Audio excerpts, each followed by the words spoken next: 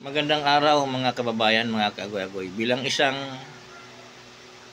magulang, hangad po natin sa ating mga anak na pagdating ng araw, kung magsasarili silang pamilya, hindi sila mahirapan, mayroon silang maayos na trabaho, may maayos na sweldo.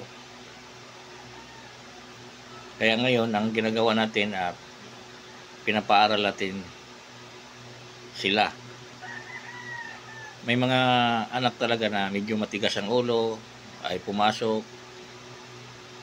Sa mga anak naman na kaya naman kayong paaralin ng mga magulang ninyo, ay pagbutihin nyo na, kasi ang iba na gustong, mga anak na gustong mag-aral, wala namang kakayanan ng magulang nila, lalo na sa college. Yan, kung kaya ng magulang nyo, paaralin kayo ng college, pagbutihin nyo na.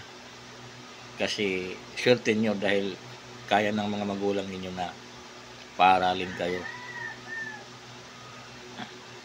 Sa ating mga magulang, wag naman masyadong mahigpit din. Tamang-tama lang po ang pagdisiplina natin sa ating mga anak. Kagaya lang yan ng isang ibon. Pag nakahuli ka ng ibon, pag sobrang higpit ang hawak mo, baka mahirapan siya, mamatay siya, hindi siya makahinga pag sobrang higpit. Pag sobrang luwag naman, makawala siya. So anong ibig sabihin, tama lang po yung paghawak natin o pagdisiplina natin sa mga anak. Eksakto lang. Huwag masyadong higpit, huwag masyadong luwag.